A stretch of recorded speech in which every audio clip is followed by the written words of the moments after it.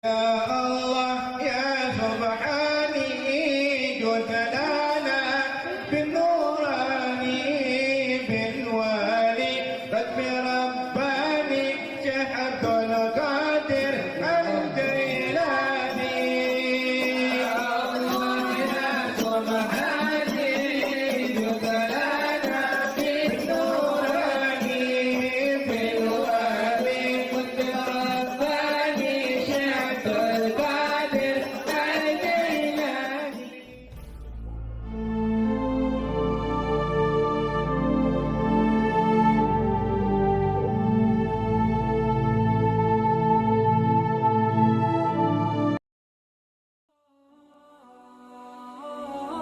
Bismillahirrohmanirrohim. Assalamualaikum warahmatullahi wabarakatuh.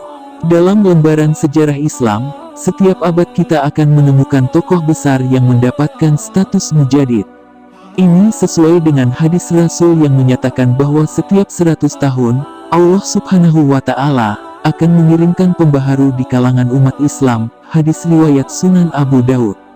Jika mujadid Islam pada abad ke-11 Masehi atau 5 Hijriah adalah Imam Al-Ghazali yang mendapatkan julukan Hujatul Islam karena keberhasilannya menggabungkan syariat dan tarekat secara teoritis. Selanjutnya, mutiara sejarah abad ke-12 Masehi atau 6 Hijriah diduduki oleh seorang ulama yang berhasil memadukan antara syariat dan sufisme secara praktis. Ia juga mendapat julukan Kutubul Aulia serta Gaus Az-Zaman, yaitu Tuan Syekh Abdul Qadir Al-Jailani.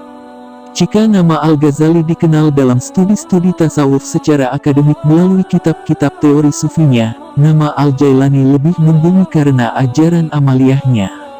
Sehingga, dalam masyarakat muslim, namanya sangat populer, dan dijadikan sarana wusyuliyah, serta selalu disebut dalam setiap acara-acara keagamaan, di samping manakibnya, yang juga banyak dibaca tentang riwayat hidup sang tokoh. Di Indonesia, nama Syekh Abdul Qadir Jailani sangat tidak asing lagi. Sebagian besar umat Islam Indonesia bahkan sangat mengidolakan, dan menjadikannya sebagai panutan dalam ajaran sufismenya. Demikian pula para pengkaji tasawuf di barat dan timur yang sangat menaruh hormat kepadanya karena keberhasilannya membumikan tasawuf bagi masyarakat muslim hingga saat ini. Nama lengkapnya adalah Sayyid Muhyiddin Abu Muhammad Abdul Qadir bin Abi Sholih Musa Al-Jailani. Syekh Abdul Qadir dilahirkan di desa Nif atau Naif, Kurdistan Selatan, terletak 150 km sebelah timur laut kota Baghdad, di selatan Laut Kaspia, Iran. Wilayah ini dahulunya masuk ke bagian wilayah Tabaristan, sekarang sudah memisahkan diri, dan masuk menjadi suatu provinsi dari Republik Islam Iran. Ia dilahirkan pada waktu Fajar, Senin, 1 Ramadan 470 Hijriah, bertepatan dengan tahun 1077 Masehi, dan wafat di Baghdad pada Sabtu tanggal 11, tahun 561 Hijriah, atau tahun 1166 Masehi. Kebanyakan biografi tokoh sufi terpopuler ini penuh dengan fiksi, tanpa mendasarkan pada fakta-fakta sejarah. Padahal, ulama ini merupakan tokoh sejarah yang cukup besar dalam wacana pemikiran Islam, terutama sejarah tasawuf.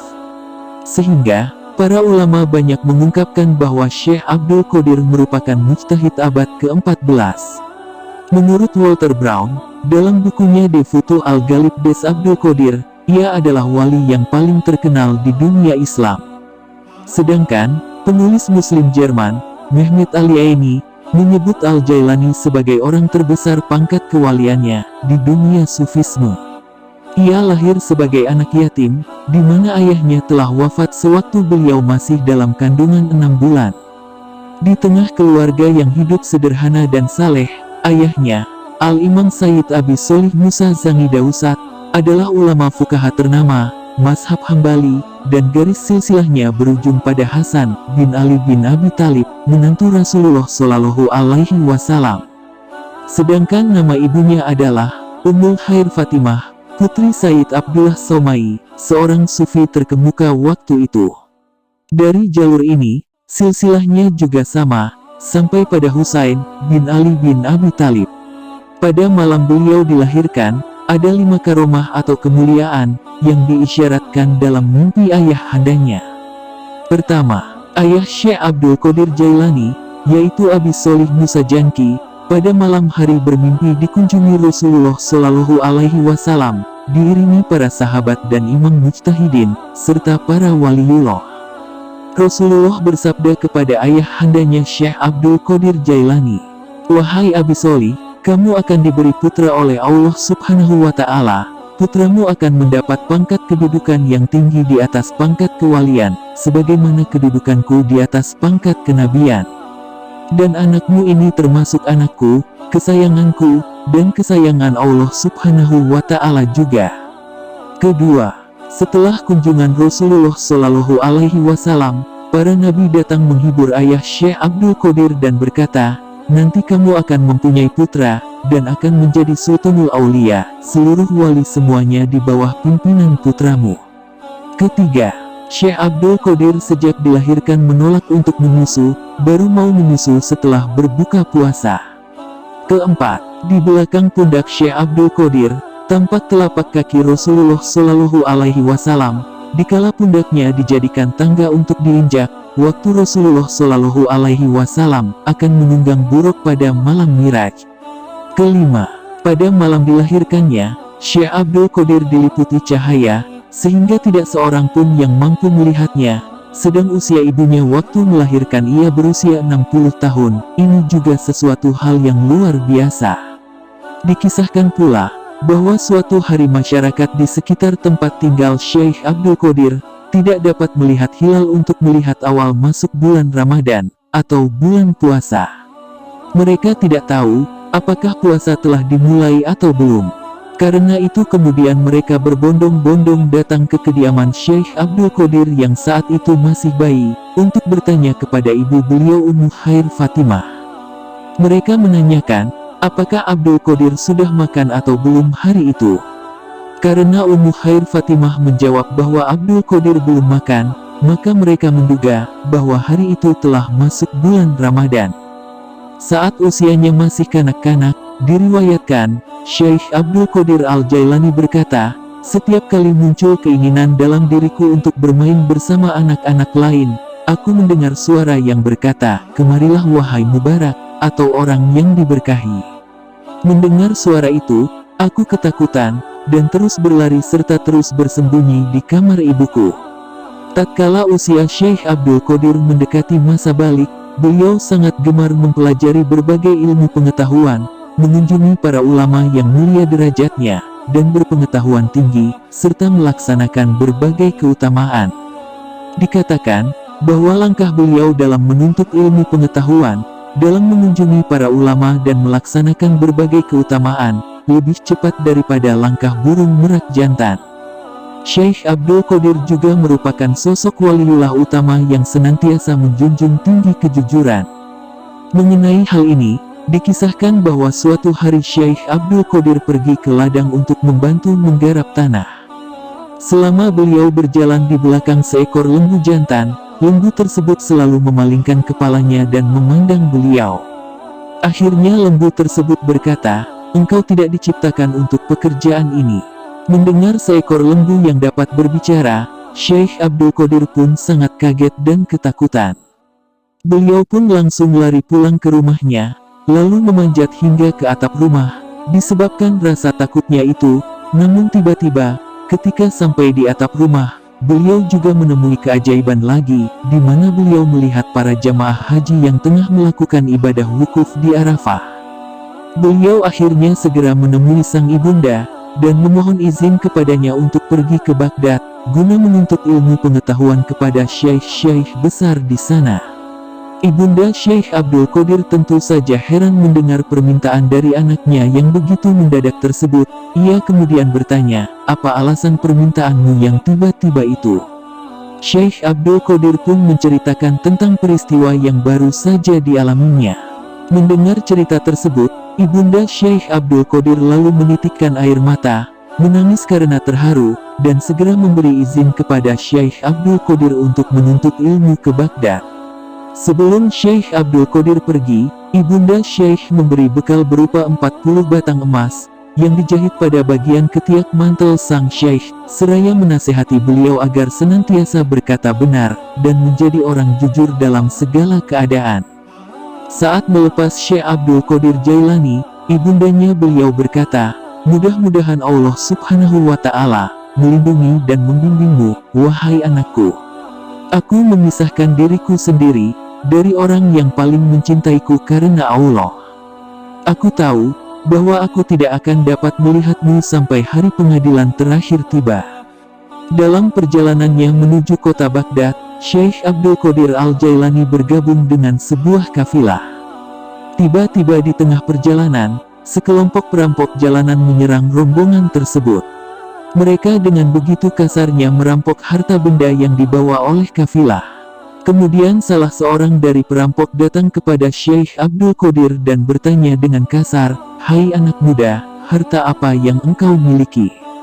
Syekh Abdul Qadir pun menceritakan tentang 40 batang emas yang dibawanya tersebut, yang disimpan dalam jahitan di bagian ketiak mantelnya.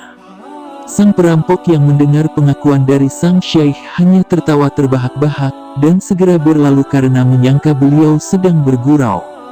Begitulah seterusnya, masing-masing dari perampok menanyai sang syekh, dan beliau menduga mereka pergi hendak mengadukan hal tersebut kepada pimpinannya, di mana mereka tengah membagi hasil rampasan yang diperoleh. Akhirnya tibalah sang pemimpin perampok datang, dan menanyai perihal harta yang dibawa oleh Syekh Abdul Qadir. Dengan tenang, beliau mengatakan kepada pemimpin rampok tersebut, sesuai dengan apa yang telah beliau sampaikan kepada para rampok sebelumnya.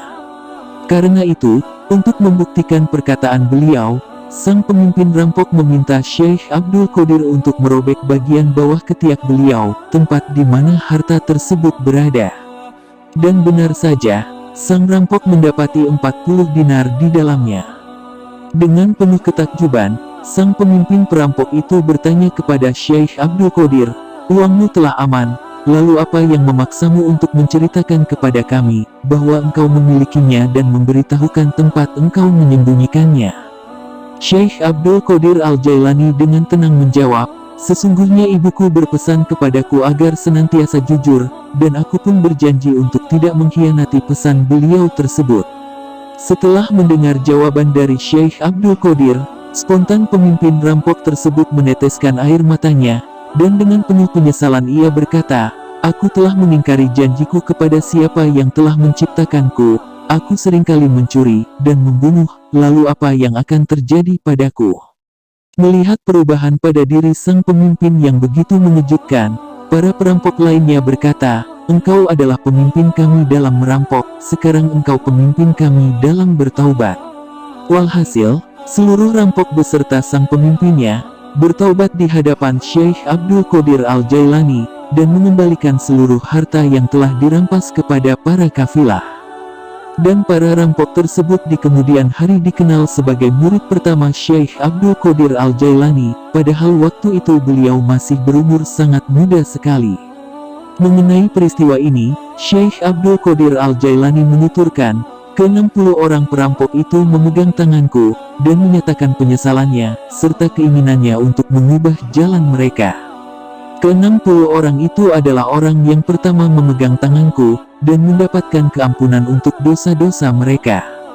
Pada waktu Syekh Abdul Qadir memasuki kota Baghdad, beliau ditemani oleh Nabi Khidir alaihi salam. Pada waktu itu Syekh belum mengenalnya, bahwa itu Nabi Khidir alaihi salam. Syekh diamanahi oleh Nabi Khidir, tidak diperbolehkan mengingkari janji, sebab kalau ingkar janji, bisa berpisah.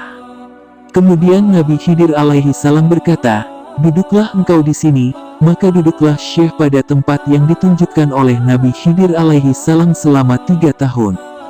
Setiap tahunnya, Syekh dikunjungi oleh Nabi Khidir alaihi salam sambil berkata, "Janganlah kamu meninggalkan tempat ini, sebelum aku datang kembali kepadamu." Setelah selesai menjalankan amanah dari Nabiullah Khidir alaihi salam, beliau mendapat izin untuk meneruskan perjalanannya, untuk memasuki kota Baghdad. Di kota Baghdad, Abdul Qadir Jailani mudah menjumpai para ulama, berguru pada mereka, dan bersahabat dengan mereka, sehingga ia berhasil menguasai ilmu lahir dan batin. yaitu ilmu hakikat yang dipahami oleh orang-orang sufi. Di kemudian hari, beliau merupakan tokoh yang disegani sebagai ahli fikih, juga dihormati sebagai seorang ahli sufi. Salah seorang pembimbingnya Syekh Abdul Qadir Jailani dalam ilmu tasawuf adalah Syekh Ad-Dabas radhiyallahu an. Usai menuntut ilmu dari ulama dan sufi besar, beliau mengembara mengarungi Sahara Irak selama 25 tahun, melewati rumput berduri dan tanah terjal. Pengembaraannya ini merupakan jawaban atas kegelisahannya melihat kebobrokan moralitas sebagian umat pada saat itu, sekaligus untuk mengasah kebatinannya. Selama pengembaraan spiritualnya itu, beliau berusaha menghindari pertemuan dengan manusia lain. Beliau hanya mengenakan pakaian sederhana berupa jubah dari bulu domba, serta tutup kepala dari sesobek kain tanpa alas kaki. Selama mengembara, beliau hanya memakan buah-buahan segar dari pohon, juga rerumputan muda dekat sungai, dan sisa-sisa sayur yang sudah dibuang oleh penjual di pasar. Minum pun hanya secukupnya. Sementara waktu tidurnya begitu singkat, sehingga nyaris selalu terjaga. Sampai usia senja, kesederhanaannya pun selalu dipertahankan. Upaya pembersihan jiwa itu juga dengan cara menghindarkan diri secara total dari segala hal yang meragukan, bahkan juga mengurangi makan dan minum yang halal. Berkat usahanya yang sangat keras itu, kemudian beliau mendapatkan penjagaan dari Allah. Pernah dalam suatu perjalanannya, ketika beliau tidak makan dan minum selama beberapa hari, tiba-tiba datanglah seorang menyerahkan sekantong uang dirham. Meski uang itu cukup untuk bekal perjalanan selama beberapa hari, beliau hanya mengambil sedikit untuk membeli beberapa roti, hanya sebagai pengganjal perut saja. Kesibukannya dalam upaya ruhaniyah membuat beliau asik, dan hampir lupa akan kewajibannya untuk berumah tangga. Sampai dengan tahun 521 Hijriah, yakni pada usianya yang ke-51 tahun, beliau tidak pernah berpikir tentang perkawinannya. Bahkan beliau menganggap sebagai penghambat dalam upaya ruhaniyahnya. Sungguh pun demikian, ia tak sampai meninggalkan sunnah Rasul. Pada usia lanjut beliau pun menikah, dan mempunyai 4 istri yang soleh-soleh. Dari keempat istri itu, ia mempunyai 49 anak, 20 laki-laki, dan selebihnya perempuan. Di antara 49 dari putranya itu, ada 4 yang termasyhur. Pertama, Syekh Abdul Wahab putra tertua, adalah seorang alim besar, penerus dan pengelola madrasah almarhum ayahnya. Beliau juga seorang pemimpin sebuah kantor negara terkenal. Kedua, Syekh Isa, seorang guru hadis dan hakim besar. Beliau dikenal juga sebagai penyair, bermukim di Mesir hingga akhir hayatnya. Ketiga, Syekh Abdul Razak, seorang alim dan ahli hadis yang mewarisi kecenderungan ayahnya, yang masyhur di kota Baghdad. Keempat, Syekh Musa yang hijrah ke Damaskus hingga akhir hayatnya.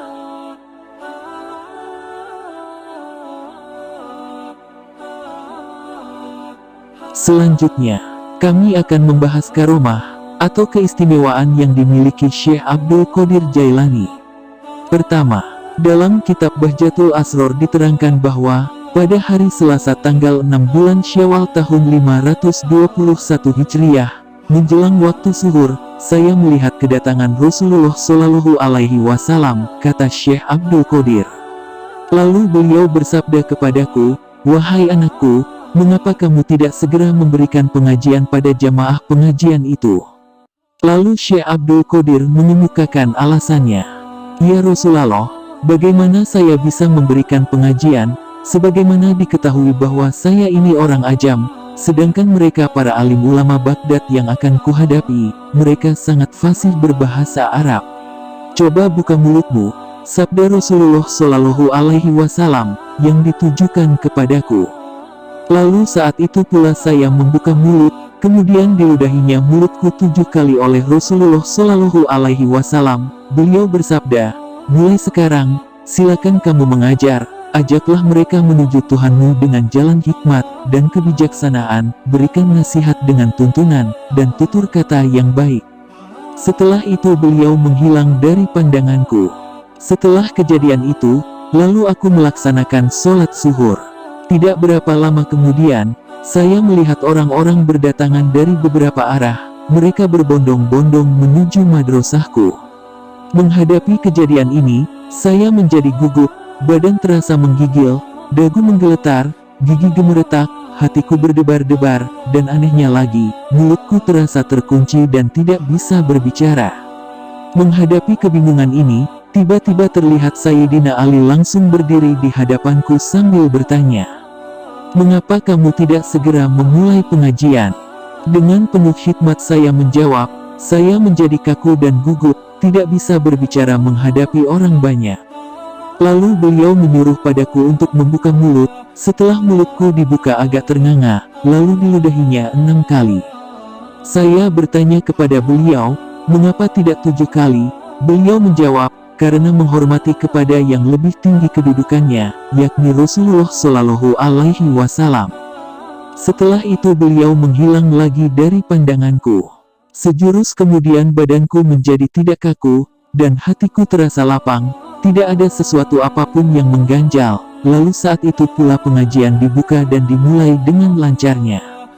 Selanjutnya, Syekh Abu Muhammad Al-Mufarrad meriwayatkan, pada waktu saya ikut hadir di majelis Syekh Abdul Qadir, 100 orang ulama Baghdad telah berkumpul, dengan masing-masing membawa berbagai masalah untuk menguji Syekh. Lalu beliau menundukkan kepalanya, maka tampaklah oleh mereka cahaya laksana kilat keluar dari dada beliau. Kemudian cahaya itu menghampiri dada tiap para ulama tadi, spontan mereka menjadi gemetar kebingungan dan nafas mereka naik turun, lalu mereka berteriak dengan teriakan yang sama, baju yang mereka pakai, mereka robek-robek sendiri, demikian pula sorban yang mereka pakai, mereka lemparkan sendiri, lalu mereka mendekati kursi Syekh dan dipegangnya kaki beliau, lalu masing-masing bergiliran meletakkan kaki Syekh di atas kepala mereka. Pada saat itu suasana menjadi gaduh dan hiruk-pikuk. Lalu Syekh memeluk dan mendekap para alim ulama itu seorang demi seorang, dan masalah yang akan dikemukakan mereka satu persatu dijawabnya dengan tepat dan jelas serta memuaskan. Mereka menjadi tercengang serta kagum atas kepintaran dan kehebatan Syekh dalam menjawab pertanyaan-pertanyaan yang tadinya akan mereka tanyakan. Selanjutnya, Syekh Rashidin Al-Junaidi meriwayatkan, pada malam Miraj, malaikat datang menghadap Rasulullah Shallallahu Alaihi Wasallam sambil membawa buruk. Tampak sekali kaki buruk itu bercahaya laksana bulan, dan paku kasut telapak kakinya bersinar seperti sinar bintang. Dikala buruk itu dihadapkan kepada Rasulullah Shallallahu Alaihi Wasallam, ia tidak bisa diam dan kakinya bergoyang-goyang seperti sedang menari. Rasulullah Shallallahu Alaihi Wasallam bertanya, "Mengapa kamu tidak bisa diam? Apakah kamu menolak untuk kutunggangi?" Buruk berunjuk sembah, "Tidak, demi nyawa yang menjadi penebusnya, saya tidak menolak, namun ada suatu permohonan, nanti pada waktu Rasulullah Shallallahu Alaihi Wasallam akan masuk surga, jangan menunggangi yang lain selain saya sendiri yang menjadi tunggangannya." Rasulullah Shallallahu Alaihi Wasallam menjawab, "Baik, permintaanmu akan kukabulkan." Buruk masih mengajukan permohonannya, "Ya Rasulullah, saya mohon agar tangan yang mulia memegang pundakku untuk tanda bukti nanti pada hari kiamat." Lalu dipegangnya pundak buruk itu oleh Rasulullah Shallallahu Alaihi Wasallam, karena gejolak rasa gembira, sehingga jasad buruk itu tidak cukup untuk menampung ruhnya, sehingga naiklah badannya membumbung tinggi ke atas, setinggi 40 hasta tinggi badannya. Rasulullah berdiri sebentar melihat badan buruk itu menjadi naik ke atas, sehingga terpaksa Rasulullah Shallallahu Alaihi Wasallam mencari dan memerlukan tangga. Sementara itu, sekonyong-konyong datanglah ruh Gautsul A'dham, yaitu Syekh Abdul Qadir Jailani. Beliau mengulurkan pundaknya sambil berkata, "Ya Rasulullah, silahkan pundakku diinjak untuk dijadikan tangga." Lalu Rasulullah memijakkan kaki beliau pada pundak Syekh, dan ruh itu mengantarkan telapak kaki Rasulullah Shallallahu Alaihi Wasallam untuk menunggangi buruk. Di saat itu Rasulullah Shallallahu Alaihi Wasallam bersabda, "Telapak kakiku menginjak pundakmu, dan telapak kakimu nanti akan menginjak pundaknya para waliullah."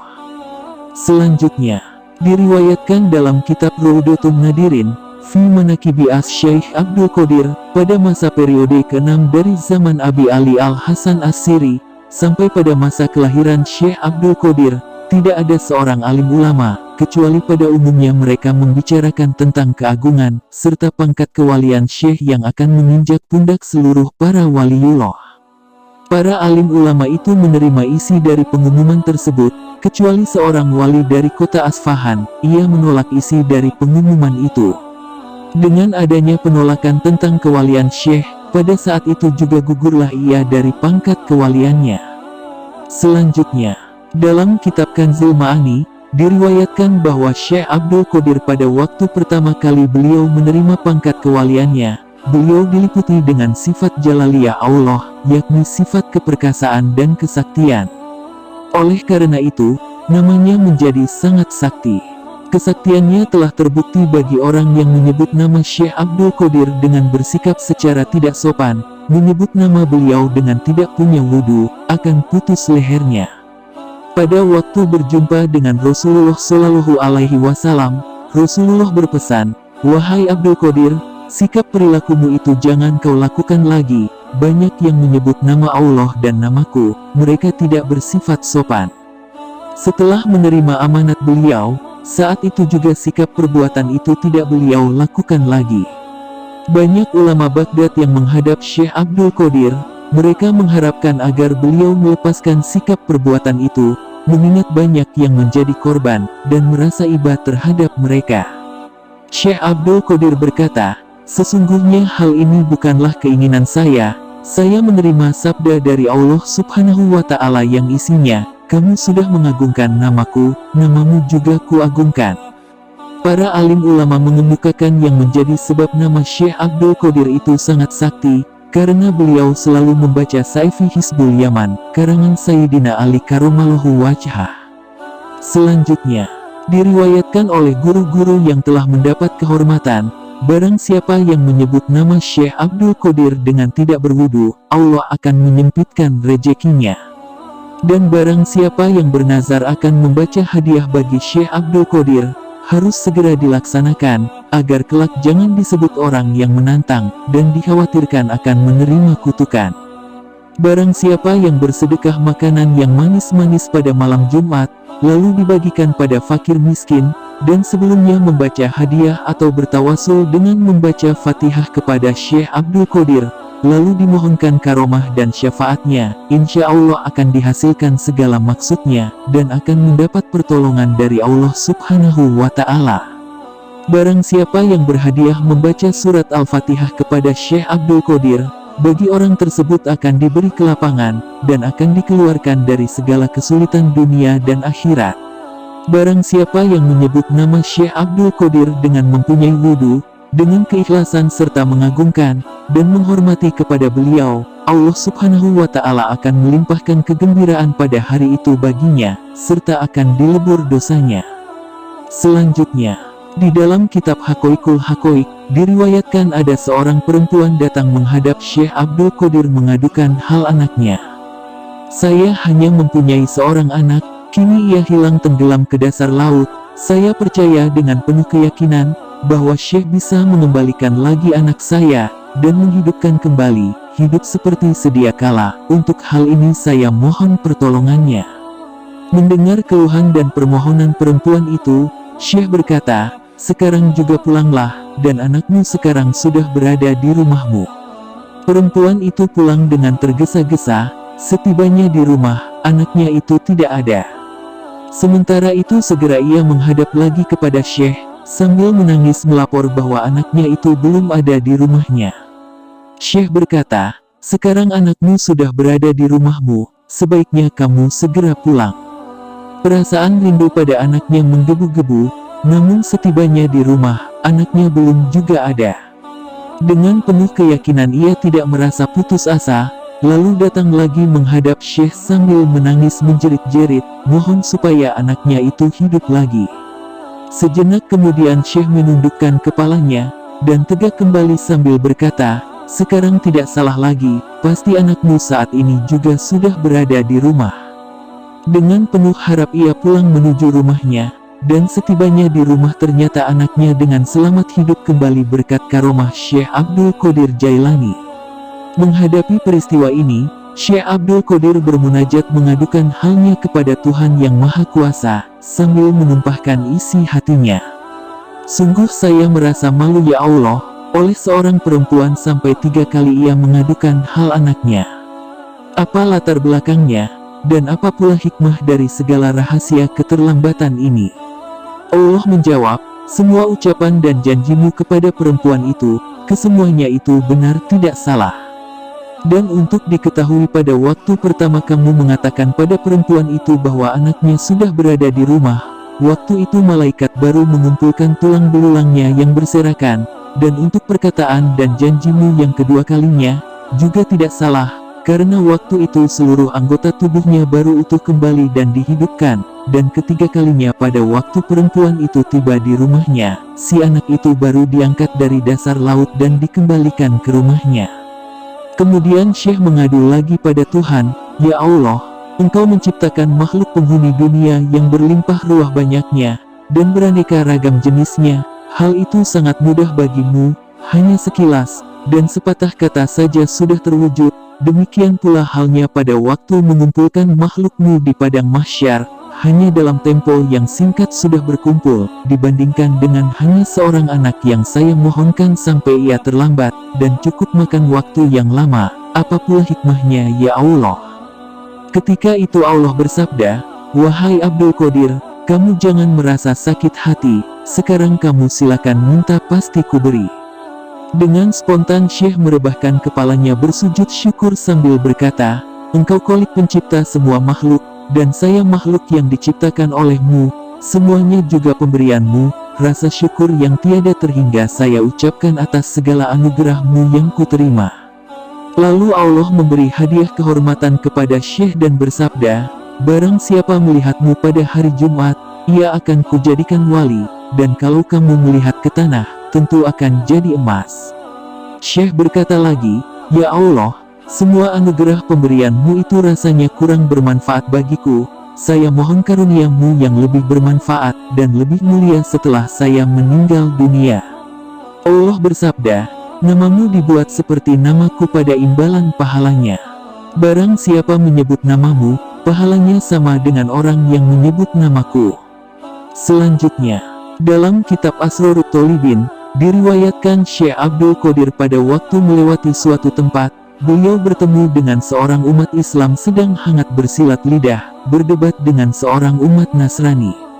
Setelah beliau mengadakan penelitian dan pemeriksaan yang seksama apa yang menjadi sebab sehingga terjadi perdebatan yang sengit itu, kata seorang Muslim, sebenarnya kami sedang membanggakan Nabi kami masing-masing, siapa di antara Nabi kami yang paling baik, dan saya berkata padanya Nabi Muhammadlah Nabi yang paling utama.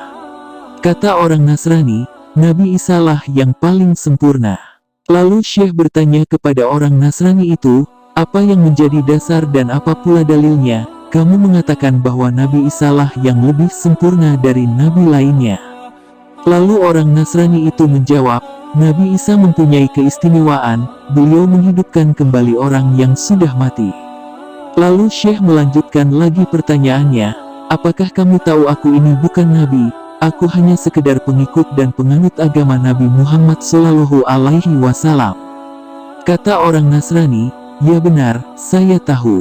Lebih jauh Syekh berkata lagi, kalau kiranya aku bisa menghidupkan kembali orang yang sudah mati, apakah kamu bersedia untuk percaya dan beriman kepada agama Nabi Muhammad Rasulullah Shallallahu Alaihi Wasallam?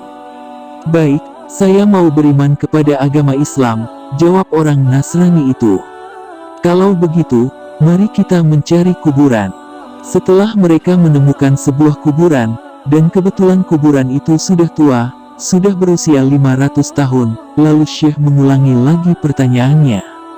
Nabi Isa kalau akan menghidupkan orang yang sudah mati bagaimana caranya?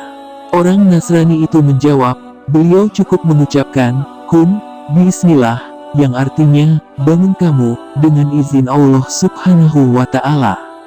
Nah sekarang kamu perhatikan dan dengarkan baik-baik kata Syekh, lalu beliau menghadap pada kuburan tadi sambil mengucapkan, kum, bismi. Atau yang artinya, bangun kamu, dengan izinku. Mendengar ucapan itu orang Nasrani tercengang keheranan, belum habis herannya, Kuburan pun terbelah menjadi dua, lalu keluarlah mayat yang ada di dalamnya, dan mayat itu keluar sambil bernyanyi-nyanyi. Konon pada waktu hidupnya, mayat itu adalah seorang penyanyi. Menyaksikan peristiwa aneh tersebut, ketika itu juga, orang Nasrani berubah keyakinannya dan beriman masuk agama Islam. Selanjutnya, Abu Abbas Ahmad Rifai meriwayatkan, ada seorang pelayan Syekh Abdul Qadir meninggal dunia, kemudian istrinya datang menghadap beliau mengadukan halnya sambil menangis. Maka terbitlah belas kasihan dalam hati beliau karena ratap tangis itu. Lalu pada sore harinya terbanglah beliau ke angkasa, dan mengejar malaikat maut yang sedang ke langit membawa keranjang maknawi, penuh berisi ruh-ruh manusia, dan baru selesai tugasnya mencabut nyawa orang pada hari itu. Kemudian beliau meminta kepada malaikat maut supaya menyerahkan kepada beliau nyawa muridnya itu, atau mengembalikan nyawa tersebut pada badannya semula. Permintaan itu ditolak oleh malaikat maut.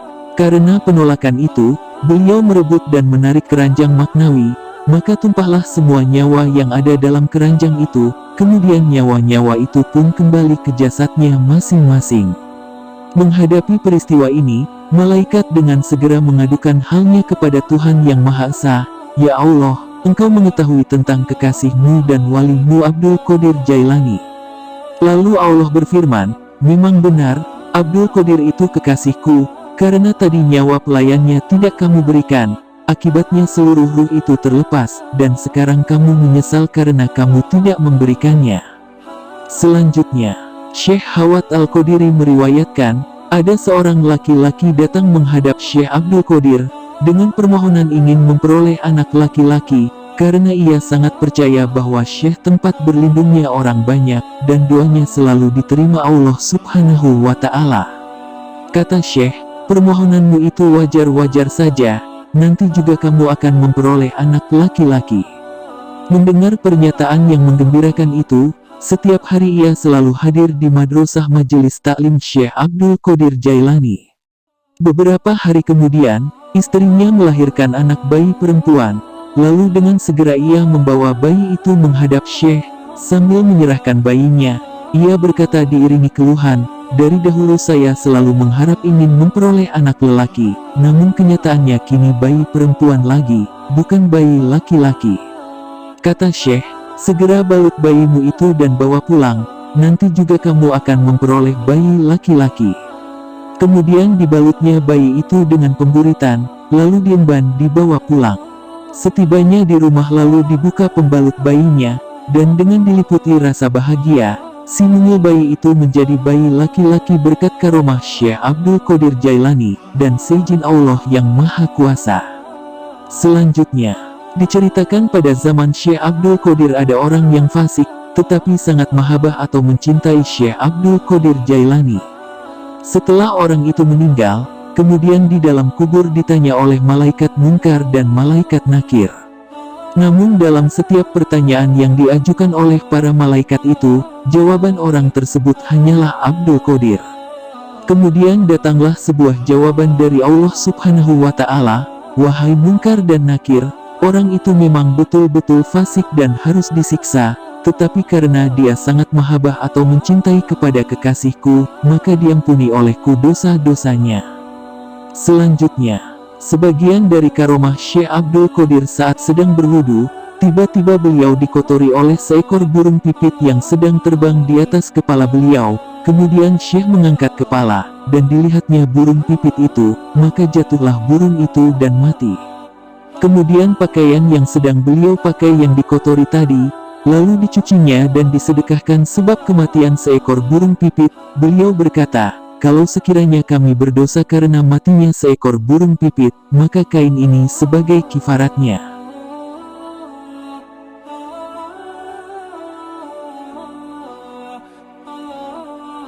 Selanjutnya, diriwayatkan sebagian dari karomah Syekh Abdul Qadir. Pada suatu hari Syekh Abdul Qadir sedang mengadakan pengajian di hadapan murid-muridnya di madrasah yang beliau pimpin. Waktu itu keadaan cuaca sangat buruk sekali, angin berhembus dengan kencangnya, tiba-tiba muncul seekor burung elang, melewati atap madrasah dengan suara yang keras mengganggu orang yang hadir di majelis pengajian, maka beliau berkata, "Wahai angin, potonglah kepalanya." Lalu angin bertiup dengan kencangnya memotong kepala burung elang sehingga terpisah dari badannya dan jatuh di hadapan Syekh.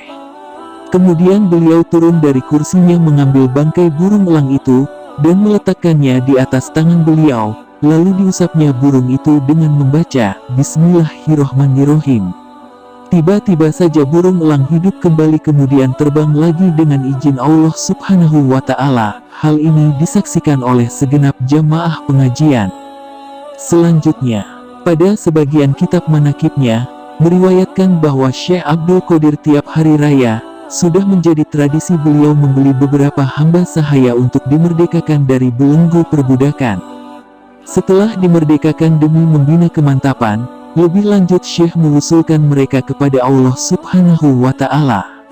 Syekh Abdul Qadir bila berpakaian, beliau memakai pakaian yang serba indah, bagus dan cukup mahal harganya. Nilai kain per kilonya seharga 10 dinar, dan tutup kepalanya seharga 70.000 dinar. Terompahnya untuk alas kaki yang beliau pakai bertaburan intan berlian dan jamrud. Paku terompahnya terbuat dari perak, namun pakaian yang serba mewah dan indah itu bila ada orang yang memerlukannya, saat itu juga beliau berikan.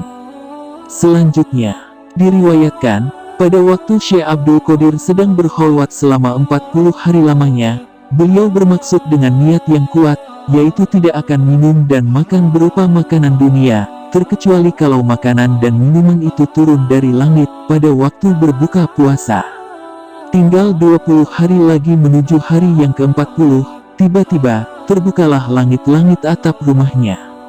Dikala itu datang seorang laki-laki membawa wadah tempat buah-buahan yang dipegang dengan kedua belah tangannya, yang berisikan aneka ragam buah-buahan yang langka adanya, rupanya bagus serta mengagumkan mata. Lalu dihidangkan kepada Syekh, beliau berkata, "Ini makanan dari mana?"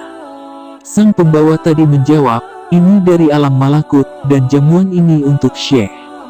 Syekh menjawab, "Jauhkan wadah itu dari pandanganku, karena emas dan perak diharamkan oleh Rasulullah Shallallahu Alaihi Wasallam." Kemudian wadah yang terbuat dari emas dan perak itu dibawa kembali. Pada waktu akan berbuka puasa, datang lagi berkunjung malaikat sambil berkata, "Wahai Abdul Qadir, ini jamuan dari Allah Subhanahu wa Ta'ala." Disodorkanlah baki yang penuh diisi makanan, lalu beliau terima dan beliau makan bersama-sama dengan para pelayannya.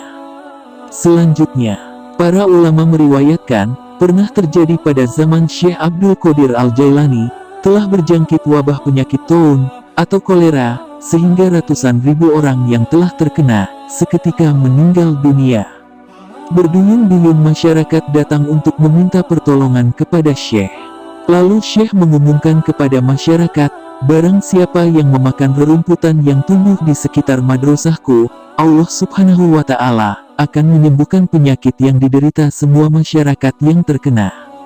Karena terlalu banyak yang sakit, rerumputan yang sebagai obat penangkal pun tidak cukup, malah sudah habis. Lalu Syekh mengumumkan lagi, "Barang siapa yang meminum air madrasahku, sama juga akan disembuhkan Allah Subhanahu wa Ta'ala penyakitnya." Mendengar pengumuman itu, para penderita penyakit, mereka beramai-ramai minum air yang ada di sekitar madrasah Syekh. Seketika itu juga mereka menjadi sembuh kembali, sehat walafiat. Lalu penyakit taun pun yang ganas itu, berangsur-angsur segera lenyap seketika.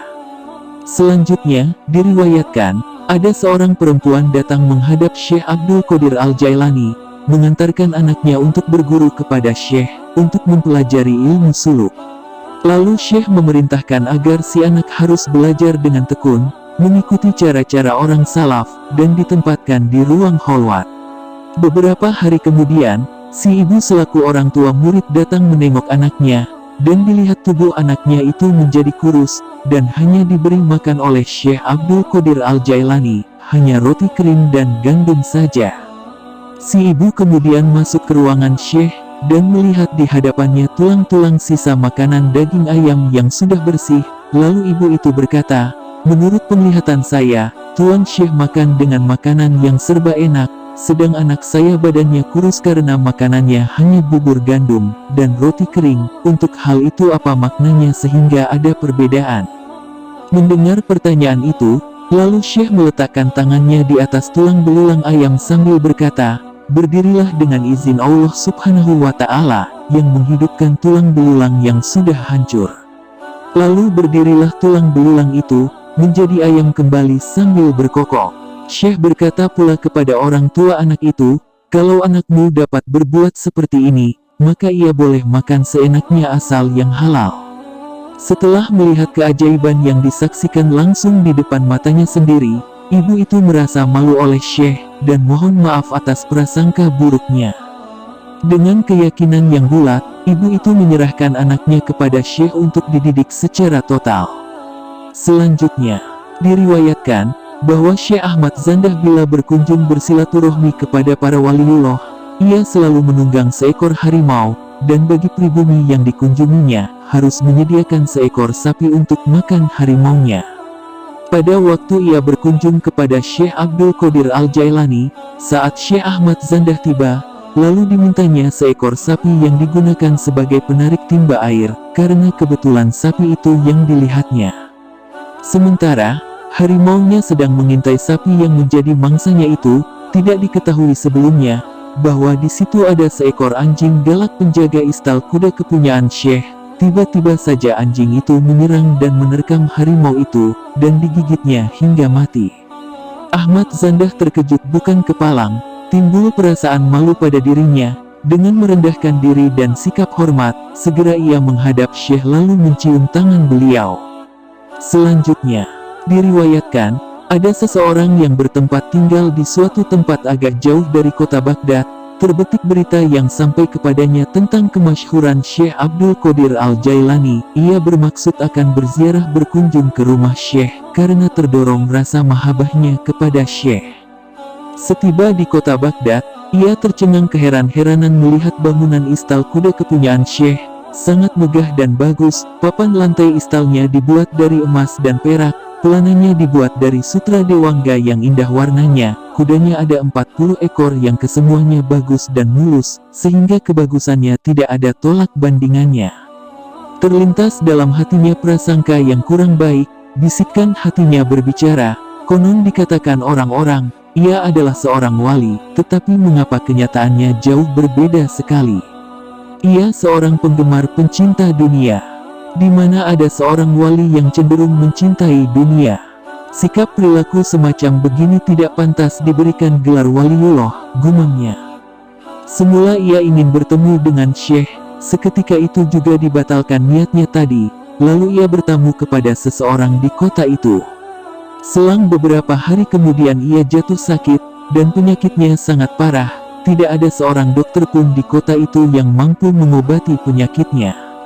Kebetulan ada seorang ulama ahli hikmah, ia memberi petunjuk, katanya, menurut diagnosa penyakitnya itu sangat canggih, sulit untuk bisa sembuh, kecuali kalau diobati dengan terapi hati kuda sebanyak 40 hati kuda, baru bisa sembuh, dengan persyaratan kudanya harus memiliki, atau mempunyai sifat dan bentuk khas tertentu. Di antara mereka ada yang memperhatikan, dan menyarankan segera menghubungi Syekh, karena beliaulah yang memiliki beberapa ekor kuda dan mempunyai sifat bentuk khas yang diperlukan itu. Mintalah kepada beliau pertolongan dan bantuannya, beliau seorang dermawan dan suka memberi pertolongan. Di waktu mereka menghadap Syekh, dengan sukarela beliau mengabulkan permintaan mereka. Setiap harinya disembelih seekor kuda untuk diambil hatinya, sehingga kuda yang 40 ekor itu habis semuanya. Dengan pengobatan 40 hati kuda, sembuhlah orang itu dari penyakitnya, ia sembuh sehat seperti sedia kala. Dengan rasa syukur yang tiada hentinya diiringi rasa malu, ia datang menghadap Syekh untuk mohon ampunannya. Kemudian Syekh berkata, "Untuk diketahui olehmu, bahwa sejumlah ekor kuda yang kubeli itu sebenarnya cadangan dan bagian untukmu, karena aku tahu bahwa kamu akan mendapat musibah menderita penyakit parah yang tidak ada obatnya, kecuali harus dengan 40 kerat hati kuda. Aku tahu maksudmu, semula kamu datang berziarah kepadaku semata-mata didorong rasa cinta kepadaku, Namun waktu itu kamu berprasangka buruk, dan kau tidak tahu hal yang sebenarnya, sehingga kamu bertamu kepada orang lain. Setelah mendengar penjelasan itu, ia merasa banyak bersalah dan segera ia bertobat, lalu Syekh meluruskan dan memantapkan keyakinannya. Selanjutnya, diriwayatkan, pada waktu Nabi Sulaiman alaihi salam memusatkan perhatian pada renungannya, terlintas dalam hati beliau kekhawatiran terhadap umat nanti di akhir zaman. Kekhawatiran dari gangguan jin, dan kenakalan syaitan yang demikian jahatnya, dengan perbuatan yang tidak sopan. Tiba-tiba terdengar suara dari alam gaib, Allah subhanahu wa ta'ala berfirman, kamu jangan khawatir, sebab nanti akan lahir Nabi penghabisan, yaitu Nabi Muhammad Rasulullah Shallallahu Alaihi Wasallam. Di antara salah seorang anak cucunya, ada yang bernama Abdul Qadir, ia akan diberi kekuasaan menguasai jin dan setan, tidak ada jin dan setan yang tidak tunduk kepadanya. Selanjutnya, ulama Baghdad meriwayatkan, bahwa di Baghdad ada seorang ulama, seusai sholat Jumat, berangkatlah ia diiringi para santri-santrinya berziarah ke pemakaman. Di tengah perjalanan, ia menemukan seekor ular hitam yang sedang melata. Lalu dipukulnya ular itu dengan tongkat sampai mati. Setelah ular itu dibunuh, langsung saja alam sekitar daerah itu diliputi kabut kelam, dan menjadi gelap. Para santrinya tambah terkejut karena gurunya mendadak hilang. Mereka berusaha mencari di tiap-tiap tempat, namun tidak ditemukan sama sekali. Tiba-tiba gurunya muncul kembali dengan pakaian serba baru. Mereka heran, dan segera menghampiri gurunya sambil menanyakan kejadian yang dialaminya. Kemudian diceritakannya bahwa asal kejadian itu begini permulaannya. Tadi waktu cuaca gelap, aku dibawa oleh jin menuju sebuah pulau. Lalu aku dibawa menyelam ke dasar laut menuju suatu daerah kerajaan jin, dan aku dihadapkan kepada sang raja jin.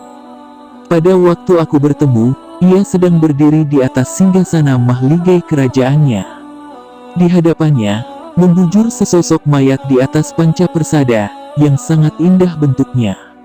Kepala mayat itu pecah, darah mengalir dari tubuhnya. Sejurus kemudian sang raja jin bertanya kepada pengawalnya yang membawa aku, siapa orang yang kau bawa itu? Para pengawalnya menjawab, inilah orang yang telah membunuh putra tuanku raja. Lalu raja jin menatap tajam padaku dengan muka marah. Wajahnya merah padam, dengan geramnya raja jin menghardikku, mengapa kamu membunuh anakku yang tidak berdosa? Bukankah kamu lebih tahu tentang dosanya membunuh? Padahal kamu katanya seorang ulama yang mengetahui masalah-masalah hukum. Dia berkata dengan suara lantang, dan mukanya menakutkan sekali. Segera aku menjawab, menolak tuduhan itu. Perkara membunuh anakmu aku tolak, apalagi yang namanya membunuh, bertemu muka pun aku belum pernah. Raja jin menjawab, kamu tidak bisa menolak, ini buktinya, para saksinya juga banyak. Lalu dengan tegas tuduhan itu kusanggah, tidak bisa, semuanya bohong, itu fitnah semata. Lalu para saksi jin mengusulkan supaya raja memeriksa darah yang melekat di ujung tongkatnya. Lalu sang raja bertanya, itu darah apa yang ada di tongkatmu? Aku menjawab, darah ini bekas cipratan darah ular yang kubunuh. Raja jin berkata dengan geramnya, kamu manusia yang paling bodoh. Kamu tidak tahu, ular itu adalah anakku.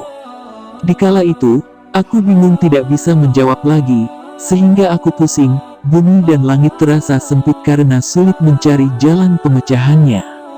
Raja jin melirik kepada seorang hakim selaku aparatnya seraya berkata, manusia ini sudah mengakui kesalahannya, ia telah membunuh anakku, kamu harus segera memutuskan hukumannya, yaitu ia harus dibunuh.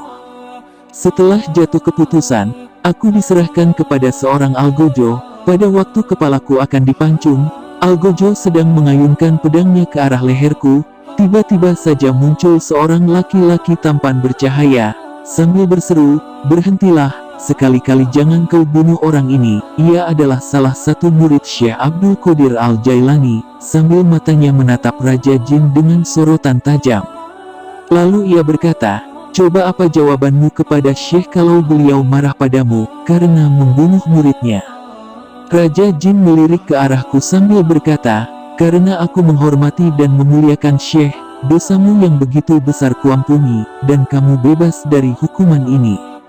Tetapi sebelum kau pulang, kamu harus jadi imam sholat untuk mayat anakku ini, dan bacakan istighfar mohon diampuni dosa-dosanya. Setelah selesai mensolatkannya, pada waktu pulang, aku diberi hadiah pakaian bagus, dan diantarkan ke tempat semula bersama kalian sekarang.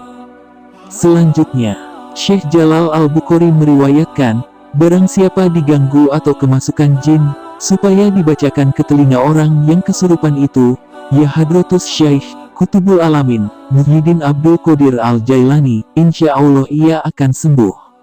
Dan barang siapa merasa takut dari gangguan orang jahat atau musuh, maka ambil segenggam tanah hitam, dan baca nama Syekh Abdul Qadir pada tanah itu, lalu sebarkan ke arah yang ditakuti, insya Allah akan terpelihara dari kejahatan. Barang siapa yang mendapat kesusahan hidup, lalu ia bertawasul kepada Syekh Abdul Qadir, Allah akan mengganti kesusahan dengan kesenangan, dan kesulitan dengan kemudahan. Selanjutnya, pada waktu Syekh Abdul Qadir berziarah ke pusara Rasulullah Muhammad SAW di Madinah Al-Munawwarah, setibanya di Madinah, langsung beliau masuk ke ruang pusara Rasulullah SAW, yaitu ruang yang mulia atau Hujrah Syarifah. Selama 40 hari beliau berdiri di hadapan pusara Rasulullah SAW. Kedua tangannya diletakkan pada dadanya, sambil bermunajat mengharap rahmatnya, menumpahkan isi hati nuraninya, dengan makna bait seperti ini. Besar dosaku, seperti gulungan ombak di laut bahkan lebih banyak.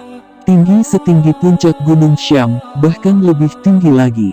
Namun bila daku kau ampuni, ringan dosaku, seringan sayap nyamuk kecil, bahkan sekecil amat sangat. Lalu beliau meneruskan munajat pengharapannya dengan bait seperti ini. Kala jauh dari kekasih, kau utus roh pengganti diri, ulurkan tanganmu kini kasih, kan ku kecup sepuas hati, untuk terima syafaat kekasih. Selesai beliau meluapkan isi hati nuraninya, tangan Rasulullah yang mulia terulur keluar, lalu dipegang, diciumnya sepuas hati, dan diletakkan pada ubun-ubun kepala Syekh Abdul Qadir Al-Jailani.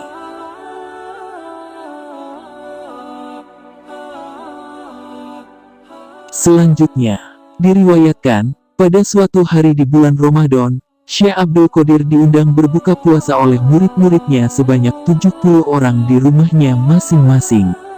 Mereka berkeinginan agar Syekh berbuka puasa di rumahnya. Mereka tidak mengetahui bahwa di antara mereka masing-masing mengundang Syekh untuk berbuka puasa pada waktu yang bersamaan.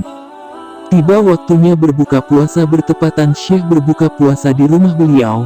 Detik itu pula rumah muridnya yang 70 orang itu masing-masing dikunjunginya, dan berbuka puasa tepat dalam waktu yang bersamaan. Peristiwa ini di kota Baghdad sudah masyhur terkenal di kalangan masyarakat, dan sudah menjadi buah bibir masyarakat dalam setiap pembicaraan dan pertemuan. Selanjutnya, diriwayatkan, pada zaman Syekh Abdul Qadir, ada seorang wali yang telah dilepas pangkat kewaliannya. Ia meminta pertolongan kepada rekan-rekannya sesama wali, untuk memohon kepada Allah Subhanahu wa Ta'ala, agar ia dapat diangkat kembali mendapatkan pangkat kewaliannya. Wali rekannya itu berkata, saya sudah berusaha berdoa memohon kepada Allah Subhanahu wa Ta'ala, agar dapat diangkat kembali pangkat kewalianmu, bahkan menurut anggapan saya, persoalan ini tidak diterima oleh Allah Subhanahu wa Ta'ala, dan saya dianjurkan sebaiknya meminta pertolongan dan syafaat Syekh, supaya beliau berdoa memohon kepada Allah Subhanahu wa Ta'ala, agar dapat dikembalikan pangkat kewalianmu itu. Kemudian Syekh dapat menerima usulan mereka, lalu beliau berdoa. Kemudian Allah Subhanahu wa Ta'ala berfirman, sudah banyak para wali yang berdoa, mereka mohon supaya dikembalikan lagi pangkat seorang wali yang sudah dicopot itu. Untuk hal ini, kamu jangan minta syafaat baginya. Mendengar firman Allah Subhanahu wa Ta'ala itu, lalu Syekh mengambil sajadah, berangkat menuju suatu lapangan. Pada waktu beliau akan melangkahkan kaki, terdengar ada yang memanggil dari alam gaib. Wahai Ghautsul A'dham Abdul Qadir, bagi orang itu, dan 1000 orang yang senasib dengan dia, ku ampuni dosa-dosanya. Dan langkah kaki yang kedua, terdengar lagi suara yang bersabda, bagi orang itu dan 2000 orang yang senasib dengan dia. Dan pada waktu akan memijakkan langkah kaki yang ketiga, kembali terdengar, bagi dia dan 3000 orang yang senasib dengan dia, dosanya kuampuni, disebabkan karena pangkat kewalianmu, dan kedudukanmu yang sangat tinggi. Lalu Syekh mengucapkan terima kasih kepada Allah Subhanahu wa Ta'ala atas anugerah yang telah diterimanya. Berkat karomah dan syafaat Syekh, wali yang dilepas pangkatnya itu kini dapat diterima kembali. Selanjutnya, diriwayatkan, pada suatu hari Syekh Ahmad Kanji sedang mengambil air wudhu, terlintas dalam hatinya bahwa torekat Syekh Abdul Qadir itu lebih disukai daripada torekat-torekat lainnya. Gurunya yaitu Syekh Abi Ishaq Maghribi, mengetahui pula apa yang terlintas dalam hati muridnya, lalu beliau bertanya, "Apakah kamu mengetahui tentang kedudukan Syekh Abdul Qadir Al-Jailani?" Dijawab oleh Syekh Ahmad Kanji, "Saya tidak tahu." Lalu gurunya menjelaskan, perlu diketahui bahwa Syekh Abdul Qadir itu memiliki 12 sifat-sifat kemuliaan.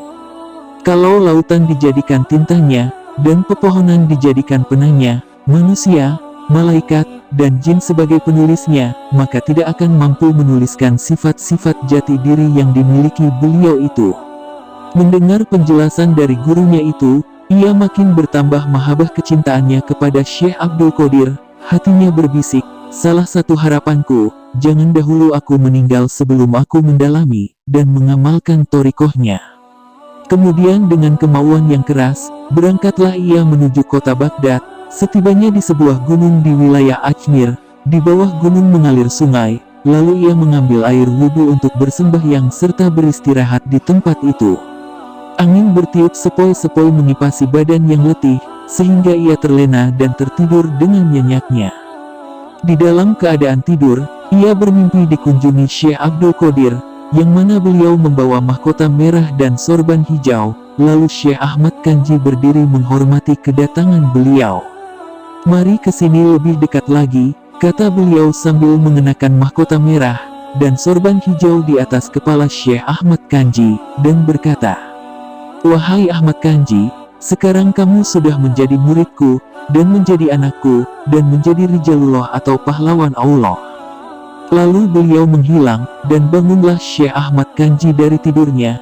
Namun betapa kaget dan takjubnya, ternyata mahkota serta sorban itu sudah melekat terpakai di atas kepalanya. Lalu ia bersujud syukur atas nikmat Allah yang telah diterimanya. Kemudian ia pulang kembali kepada gurunya sambil memperlihatkan mahkota merah dan sorban hijau hadiah pelantikan dari Syekh Abdul Qadir, dan menceritakan tentang peristiwa yang telah dialaminya. Gurunya berkata, "Wahai Ahmad Kanji, mahkota dan sorban itu adalah suatu hirqah kemuliaan dan keberkahan bagimu, dan kamu sangat dikasihi oleh Syekh Abdul Qadir Al-Jailani. Sekarang berdirilah tegak, dan kamu telah menjadi wali yang utama." Dengan mengharap keberkahannya, Syekh Abi Ishaq Maghribi memakai mahkota dan sorban itu di kepalanya, lalu diserahkan kembali kepada Syekh Ahmad Kanji. Selanjutnya, Syekh Ahmad Kanji pekerjaannya adalah mencari kayu bakar untuk memasak roti bagi fakir miskin. Setelah mengenakan mahkota dari Syekh Abdul Qadir, gurunya berkata, "Sekarang engkau tidak layak mencari kayu bakar, sebab kepalamu telah dimahkotai dengan mahkota yang mulia." Namun Syekh Ahmad Kanji tetap memohon agar diizinkan gurunya untuk mencari kayu bakar. Ujar gurunya, "Ya kalau kamu ngotot, silakan saja." Ia pun berangkat ke gunung mengumpulkan kayu bakar dan lalu diikat semuanya. Ketika kayu-kayu itu sudah dikumpulkannya, waktu akan diangkat ke kepalanya, tiba-tiba kayu bakar itu melayang di atas kepala Syekh Ahmad Kanji. Lantas Syekh Ahmad Kanji cepat-cepat pulang kepada gurunya, namun ikatan kayu bakar itu pun terus melayang mengikuti Syekh Ahmad Kanji. Setibanya di tempat gurunya berkata, "Nah, Syekh Ahmad Kanji, tadi kataku bagaimana? Kepalamu tidak pantas dipakai membawa kayu bakar, sebab sudah ditempati mahkota dan sorban yang mulia. Sejak saat ini, sudahlah jangan mencari kayu bakar lagi, sebab engkau oleh Sayyid Abdul Qadir sudah ditunjukkan dalam pangkat Rijalullah." Selanjutnya, dalam kitab Muntakhab Jawahiril Qolaid diriwayatkan, ada seorang perempuan datang menghadap Syekh Abdul Qadir. Maksudnya ia mohon doa restu dan karomah Syekh agar ia dikaruniai seorang anak yang menjadi dambaan hatinya.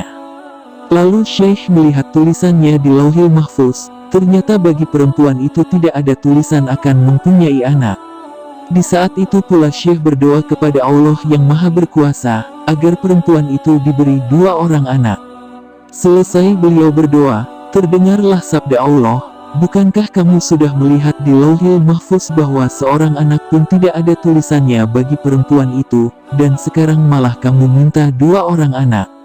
Syekh berkata lagi, "Ya Allah, saya mohon 3 anak." Dikala itu datang lagi sabda Allah, "Kamu sudah melihat di Lauhil Mahfuz, ia tidak ada tulisannya seorang anak pun, kini kamu minta 3 anak." Syekh berkata lagi, "Ya Allah, saya mohon 4 orang anak." Demikian seterusnya permohonan Syekh bertambah meningkat, sampai pada permohonan 7 orang anak. Pada waktu sampai batas 7 orang anak, datang sabda Allah, "Sekarang sudah cukup, jangan lebih dari 7, dan permohonan itu kuterima." Atas anugerah karunia itu, lalu beliau bersujud syukur kepada Allah Subhanahu wa Ta'ala. Kemudian Syekh mencomot segumpal tanah, dan sedikit dari tanah itu diberikan kepada perempuan itu. Dengan mengharap barokahnya, lalu perempuan itu membuat liontin mata kalung dari tanah itu yang dilapisi perak. Beberapa hari kemudian, perempuan itu hamil, dan sampai masa 9 bulan, ia melahirkan bayi kembar sampai 7 bayi, dan bayinya laki-laki semuanya, yang keadaannya sehat dan selamat. Kian hari bayi itu menjadi besar dan meningkat menjadi anak-anak dewasa. Beberapa tahun kemudian, keyakinan perempuan itu menjadi berubah, tercetus dalam bisikan hati perempuan itu prasangka buruk terhadap Syekh. Ia berkata sambil memegang perhiasan liontin mata kalung yang dipakainya itu, "Untuk apa gunanya tanah ini tiap hari selalu bergantung di bawah leherku? Sekarang aku sudah punya anak, untuk apa lagi kalung ini kupakai? Tidak ada gunanya." Selesai ia berkata dalam hati nuraninya, dengan spontanitas ke-7 anaknya itu mati. Melihat kejadian yang tidak terduga itu, segera perempuan itu berangkat menghadap Syekh sambil menangis terseduh-seduh, dan bertobat mohon ampunannya, karena jauh sebelumnya sudah berprasangka buruk kepada Syekh. Menerima pengaduan dan keluhan itu, Syekh berkata, "Sekarang juga kamu cepat pulang, dan apa yang menjadi niat dan harapanmu itu akan diterima juga nanti." Setibanya di rumah, dengan penuh cemas, ternyata anaknya yang sudah mati, semuanya hidup kembali. Selanjutnya, diriwayatkan, Syekh Abdul Qadir mempunyai murid yang bodoh dan buta agama, namun ia menaruh cinta, rindu, kepada gurunya yaitu Syekh Abdul Qadir. Pada waktu ia mati, ia ditanya di alam kubur oleh malaikat Munkar Nakir, "Apa agamamu, siapa Tuhanmu dan siapa nabimu?" Si mayat menjawab, "Saya tidak tahu, yang saya ketahui hanya guruku, yaitu Syekh Abdul Qadir, beliaulah yang sangat kucintai." Mayat itu selalu memanggil-manggil Syekh Abdul Qadir, sehingga malaikat Munkar Nakir merasa bingung menghadapi kejadian ini, lalu hal ini diajukan kepada Allah Subhanahu wa Ta'ala. "Ya Allah, Engkau Maha mengetahui tentang jawaban mayat hamba-Mu ini, untuk hal itu, kami serahkan kepadamu." Allah bersabda, "Beri siksaan dia sebagaimana mestinya." Pada waktu malaikat Munkar Nakir akan melaksanakan siksaan itu, sebagaimana perintah Allah Subhanahu wa Ta'ala, tiba-tiba Syekh Abdul Qadir muncul sambil berkata, "Wahai malaikat Munkar Nakir, mayat muridku jangan disiksa, karena dia waktu hidupnya termasuk orang yang bodoh, dan tidak tahu tentang agama, yang dia ketahui hanyalah aku ini." Lalu Syekh melanjutkan pembicaraannya, "Akulah yang akan memberi jawaban terhadap segala pertanyaan yang kalian akan tanyakan. Nah sekarang mau menanyakan masalah apa?" Untuk kedua kalinya, kejadian ini pun malaikat Munkar Nakir bertambah bingung, dan dengan segera, mereka melaporkannya kepada Allah Subhanahu wa Ta'ala. Allah bersabda sebagaimana tadi, "Siksa dia sebagaimana mestinya." Setelah malaikat itu menerima perintah dari Allah, lalu diambilnya godam, ketika mayat akan disiksa, Tiba-tiba Syekh menghadang dan menggagalkan, serta merebut godam itu dari tangan malaikat Munkar Nakir, lalu dilemparkannya sejauh mungkin.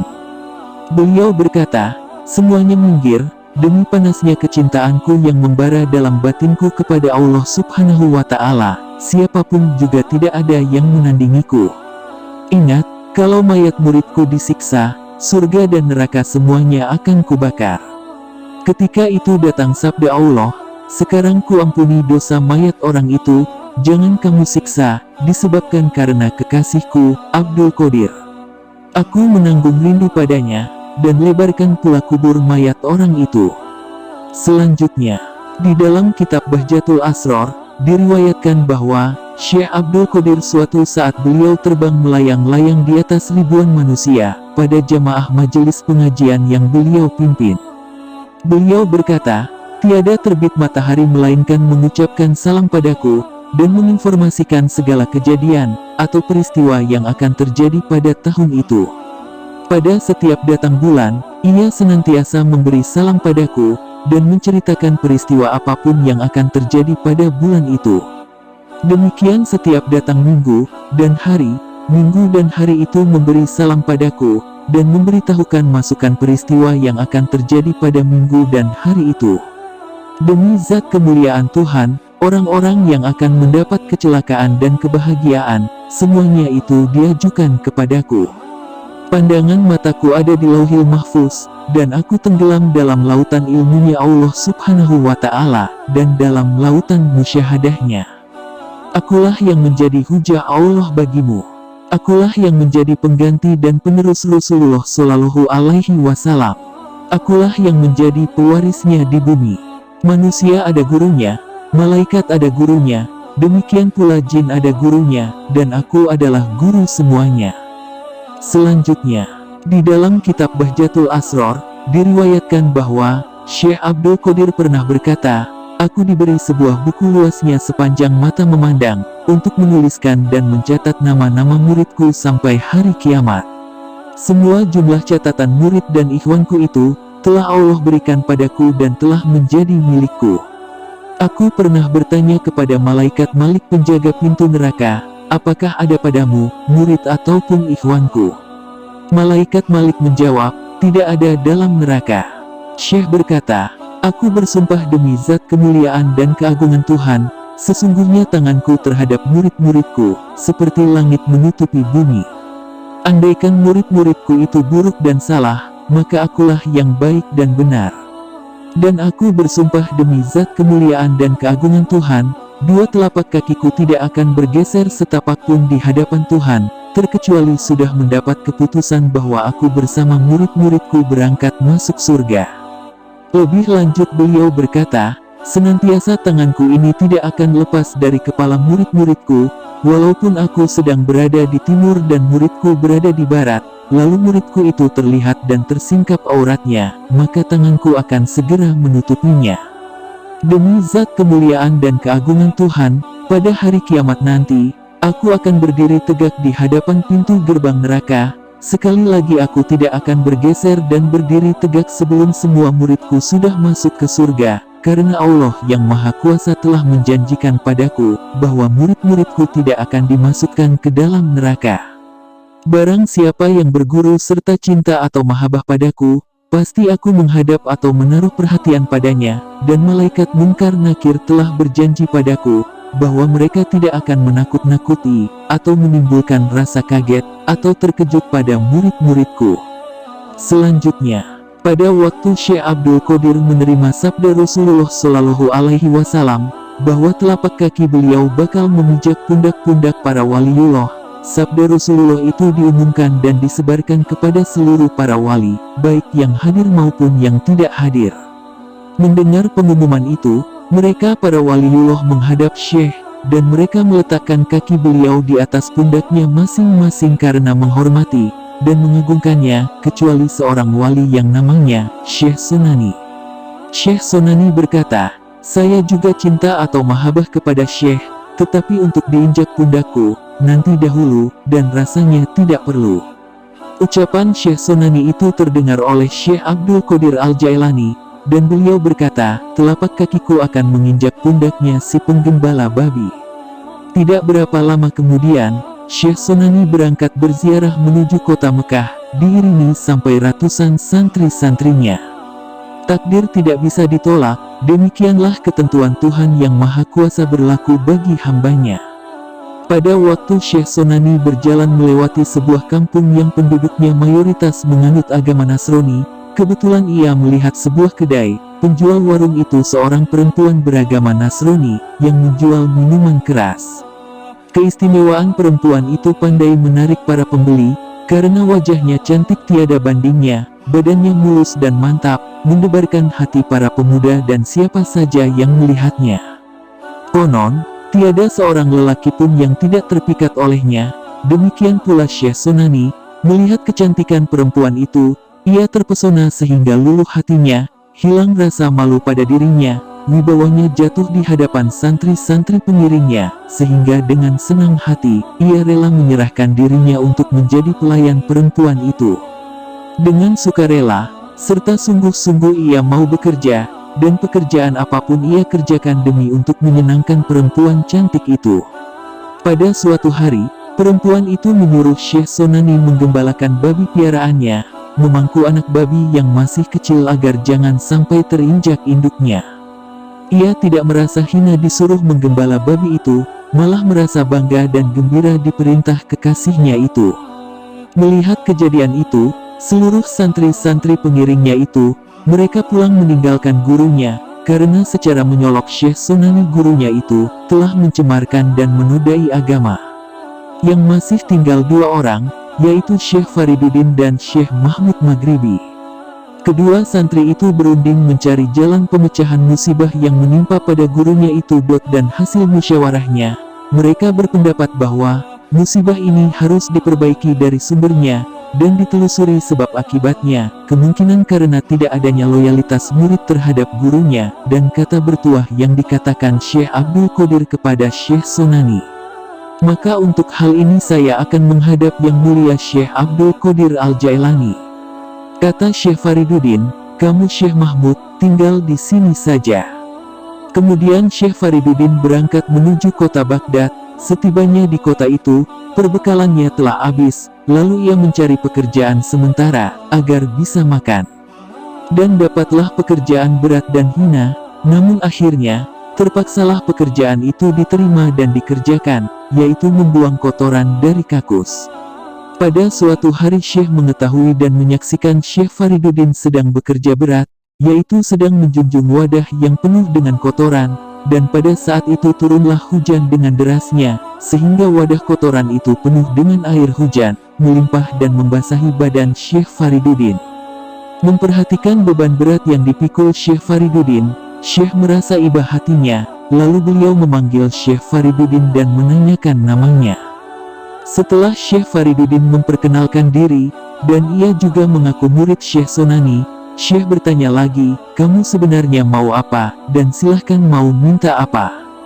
Dijawab oleh Syekh Fariduddin, kiranya yang bertanya lebih arif bijaksana, lebih mengetahui maksud saya sebenarnya. Syekh berkata, kamu mendapat makom, yakni kedudukan yang lebih tinggi, dan juga gurumu kuampuni. Kata Syekh Fariduddin, tidak ada kedudukan yang lebih tinggi selain diampuni dosa guruku. Kata Syekh, memang benar, gurumu telah kuampuni karena kedudukanmu itu. Bertepatan dengan saat memberi ampun, detik itu pula Syekh Sonani Siuman, sadar kembali dari kelalaiannya.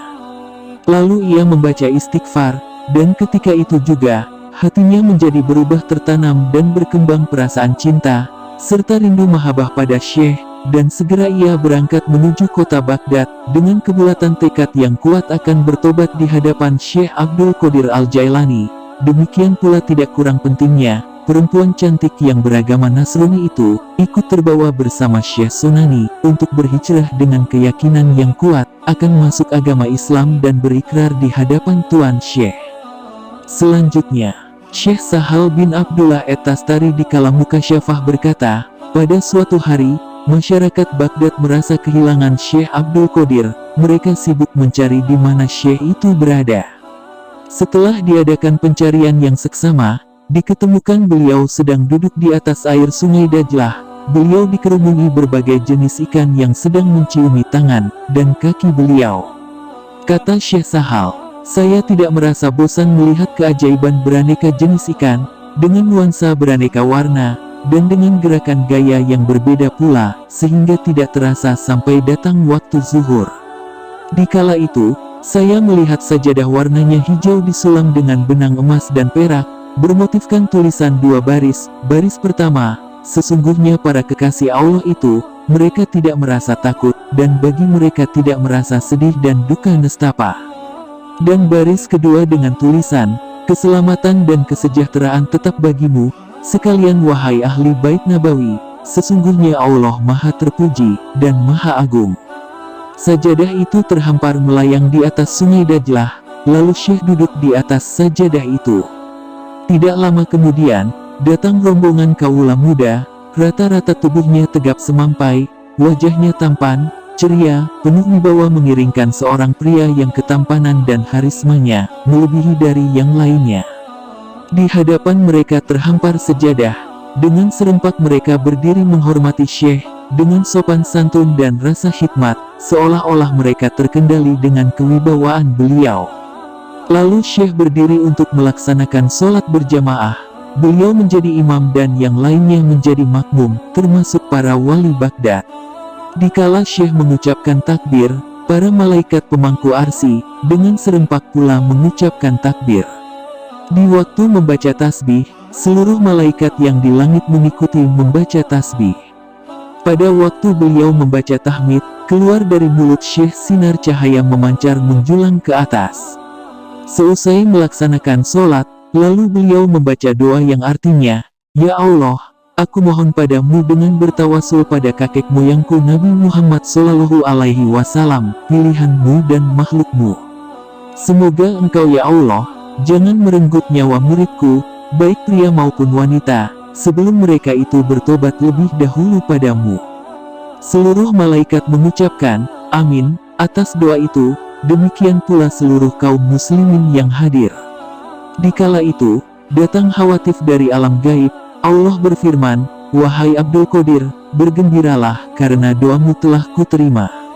Selanjutnya, diriwayatkan dalam kitab Malfudul Ghayatsiyah, pada zaman Syekh Abdul Qadir, ada seorang wali yang dikeluarkan, atau dilepas oleh Allah dari pangkat kewaliannya. Umumnya masyarakat telah mengetahui tentang ditolaknya wali tersebut oleh Allah Subhanahu wa Ta'ala.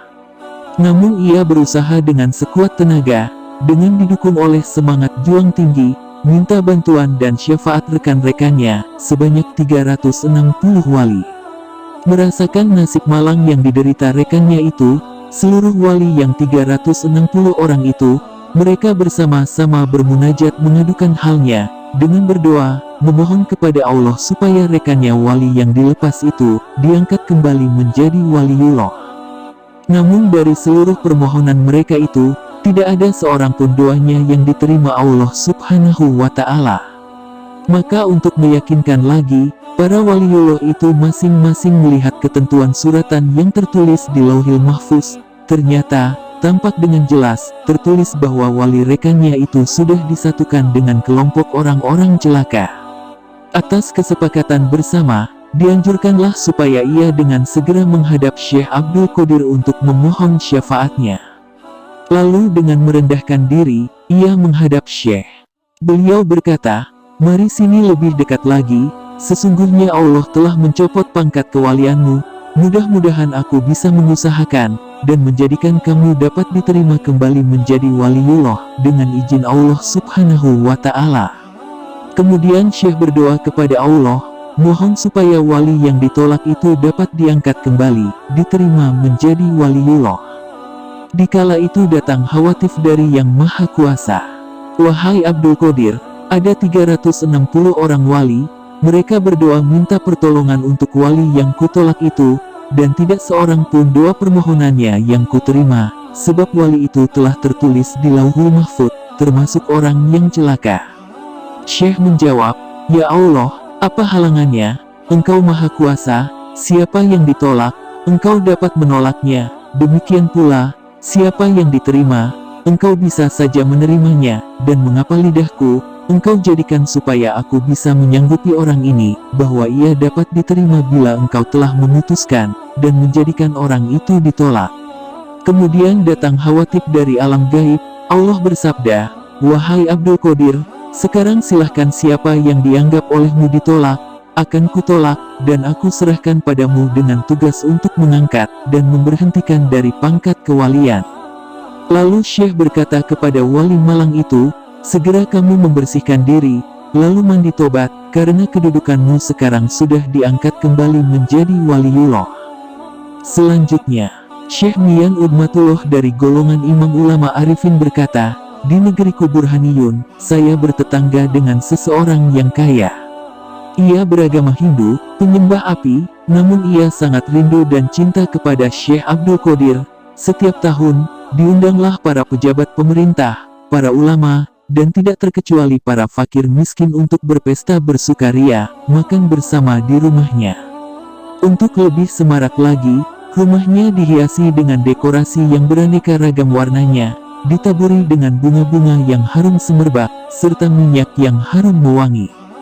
Tujuan diadakan pesta itu semata-mata terdorong rasa cinta dan mahabbah kepada Syekh, malah ia merasa bangga mengaku menjadi muridnya. Rupanya ajal telah tiba baginya, dan setiap jiwa harus merasakan mati. Pada waktu mati, keluarganya merawat mayat itu sesuai dengan keyakinannya, yaitu tata cara agama Hindu, yang si mayat harus dibakar. Timbul keanehan, di luar kebiasaan, sosok mayat itu tidak hangus terbakar menjadi abu, bahkan sehelai rambut pun tidak lenyap dimakan api. Akhirnya keluarganya sepakat bahwa mayat itu lebih baik dihanyutkan ke sungai. Menghadapi kejadian ini, di negeri tersebut berdiam seorang wali. Pada malam harinya, ia bermimpi dikunjungi Syekh Abdul Qadir Al-Jailani. Beliau berpesan, mayat orang Hindu yang terapung-apung dihanyutkan ke air itu, ia adalah muridku, dan ia telah diberi nama Sadullah, supaya ia segera diangkat dari sungai, dan dikubur sebagaimana mestinya menurut kewajiban, dan ketentuan agama Islam, karena ia seorang muslim. Mengapa sosok mayat itu tidak lenyap dimakan api, sehingga api tidak mempan untuk membakarnya? Hal ini tiada lain karena Allah telah berjanji padaku, bahwa Allah tidak akan membakar murid-muridku baik dari api dunia maupun api neraka. Selanjutnya, Syekh Abdul Qadir berkata, yang artinya, keberadaan atau perwujudanku ini, adalah wujud kakek moyangku, yaitu Nabi Muhammad Rasulullah Shallallahu Alaihi Wasallam, bukan wujud Abdul Qadir. Para ulama meriwayatkan, bahwa pada suatu hari, Syekh berangkat pulang menuju rumah beliau, di belakang beliau diikuti sang putra Abdul Jabbar. Sesampainya di rumah, Abdul Jabbar tidak melihat bahwa ayahnya itu berada di rumah. Lalu ditanyakan kepada ibunya, tadi saya berjalan mengikuti ayah ke sini, pada waktu sampai di ambang pintu, saya tidak melihat ayah masuk ke dalam rumah. Ibunya berkata, sebenarnya ayahmu itu sudah 15 hari tidak pulang-pulang ke rumah. Lalu Abdul Jabbar berangkat menuju tempat berkhalwat ayahnya, terlihat pintunya terkunci, ia berkeyakinan pasti ayahnya itu ada di ruang khalwat. Di ambang pintu ruang khalwat, lama ia menunggu sampai tengah malam. Pada pertengahan malam, baru pintu ruang khalwat itu dibuka oleh Syekh sambil beliau berkata, menurut penglihatan orang banyak, ayah berangkat menuju rumah, padahal masuk ke ruang khalwat ini, sama seperti penglihatanmu tadi. Kemudian Abdul Jabbar bertanya kepada ayahnya, Rasulullah bila beliau qada hajat, atau buang air kecil, seketika itu juga bumi menghisapnya sehingga tidak ada bekasnya. Keringatnya harum semerbak, seharum minyak kasturi, dan lalat pun enggan hinggap pada badan beliau. Semua yang saya sebut terbukti khususiyah, keistimewaan itu sekarang ada pada ayah. Syekh menjawab, sesungguhnya Abdul Qadir telah fana secara konstan, pada kelestarian diri kakek moyangnya, yakni Nabi Muhammad Rasulullah Shallallahu Alaihi Wasallam. Lalu Abdul Jabbar berkata lagi, Nabi Muhammad bila beliau berjalan, biasanya dipayungi oleh awan, rasanya tidak ada salahnya ayah juga kalau berjalan dipayungi awan. Beliau menjawab, hal itu sengaja kita tinggalkan, jangan sampai nanti disangka menjadi nabi. Selanjutnya, diriwayatkan bahwa pada suatu hari setan menghadap Syekh Abdul Qadir, memperkenalkan diri sebagai Jibril, dan berkata bahwa ia membawa buruk dari Allah, dan mengundangnya untuk menghadap Allah di langit tertinggi. Syekh segera menjawab, bahwa si pembicara tiada lain adalah setan, karena baik buruk maupun Jibril, tiada akan turun ke dunia selain turun kepada Nabi Muhammad Rasulullah Shallallahu Alaihi Wasallam. Namun setan masih punya cara lain, lalu katanya, baik Abdul Qadir, engkau telah menyelamatkan diri dengan keluasan ilmumu. Enyahlah, bentak Syekh, jangan kau goda aku, dan bukan karena ilmuku, tapi karena rahmat Allah Subhanahu wa Ta'ala, aku selamat dari perangkap kamu. Ketika Syekh sedang di rimba belantara, tanpa makan dan minum untuk waktu yang lama, tiba-tiba awan menggumpal di angkasa, dan turunlah hujan. Syekh meredakan dahaganya dengan curahan hujan itu. Muncullah sosok terang di cakrawala, dan berseru, akulah Tuhanmu, kini kuhalalkan bagimu segala yang haram. Syekh berkata, aku berlindung kepada Allah dari godaan setan yang terkutuk. Sosok itu pun berubah menjadi awan, dan terdengar berkata, dengan ilmumu dan rahmat Allah, engkau selamat dari tipuanku, padahal aku telah menggoda dan menyesatkan 70 orang, yang sedang menuntut ilmu ketauhidan. Lalu muridnya bertanya tentang kesigapan Syekh dalam mengenal bahwa ia setan. Jawaban beliau dengan pernyataan yang menghalalkan segala yang haram, yang membuatnya tahu, sebab pernyataan semacam itu tentu bukan dari Allah. Selanjutnya, pada suatu hari, Syekh Abdul Qadir didatangi setan, sosok tubuhnya buruk menjijikan, pakaiannya compang camping, dan badannya bau busuk, lalu ia berucap, saya datang jauh-jauh untuk menghadapmu, semata-mata dengan maksud menjadi pelayan Syekh, semoga saya dapat diterima. Permintaannya itu diacuhkan Syekh, lalu ditampar mukanya, seketika itu juga ia menghilang tanpa bekas. Saat muncul lagi, ia membawa obor yang menyala, maksudnya ingin membakar Syekh, lalu beliau mengambil pedang, dan ketika akan dilepas, ia kabur terbirit-birit. Tidak lama kemudian ia datang lagi sambil menangis, pura-pura minta ampun tidak akan menggoda lagi, padahal diam-diam, ia memperlihatkan peralatan untuk menggoda manusia. Syekh berkata, enyahlah kamu, berkali-kali kamu datang lagi menggodaku, dan aku tidak akan terpedaya dengan rayuan serta tipu dayamu. Lalu dengan cepat beliau merampas alat-alat itu dari tangan setan dan diredamnya. Akibat kegagalan usahanya, setan itu lantas kabur lagi. Selanjutnya, diriwayatkan, Raja Baghdad yang bernama Yusuf bin Abi Mudofar, memberi hadiah kepada Syekh Abdul Qadir berupa 10 pundi-pundi uang, yang diantarkan oleh 10 kawula pengawalnya, namun hadiah itu tidak diterima Syekh.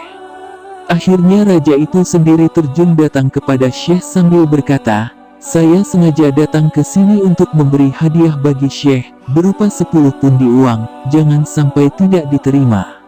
Lalu Syekh mengambil 2 pundi sambil dipijit-pijit pundi uang itu, dengan tangan beliau, tiba-tiba terpancarlah darah dari pundi uang itu mengalir keluar. Syekh berkata, coba lihat pundi itu isinya bukan uang, melainkan darah manusia, hasil dari pemerasan manusia terhadap manusia, bagaimana mungkin saya harus menerima hadiah ini? Menyaksikan kejadian itu, sang raja merasa sangat malu kepada Syekh. Kemudian Syekh berkata, dengan adanya peristiwa ini, demi zat keagungan Allah, kalau sekiranya nasab keturunannya, silsilahnya tidak sampai menyambung kepada Rasulullah Shallallahu Alaihi Wasallam, pasti darah ini akan mengalir menjadi sungai, dan darah itu nantinya akan mengalir ke rumahnya. Selanjutnya, diriwayatkan, pada suatu hari Raja Baghdad datang lagi berkunjung ke rumah Syekh Abdul Qadir dengan maksud meminta karomah beliau untuk ketentraman hatinya. Syekh berkata, kiranya apa saja yang perlu saya bantu? Dijawab oleh sang raja, saya minta buah apel, sedangkan pada waktu itu, buah apel belum musimnya berbuah. Lalu tangan beliau diangkat ke atas, pada waktu diturunkan kembali, tangannya menggenggam buah apel, lalu diberikan kepada raja, dan yang sebelah lagi dibelah oleh beliau sendiri. Pada waktu sang raja membelah dan mengupas apel, ternyata di dalamnya penuh dengan belatung-belatung yang menjijikan. Lalu raja bertanya, "Mengapa buah apel ini penuh dengan belatung?" Syekh menjawab, "Ya, karena buah itu telah dipegang oleh tangan kotor kedurhakaan." Mendengar penjelasan dari Syekh, raja terkejut lalu dibacanya istighfar, kemudian ia bertobat di hadapan Syekh. Dan selanjutnya, Raja Baghdad itu menjadi murid Syekh sampai ia wafat.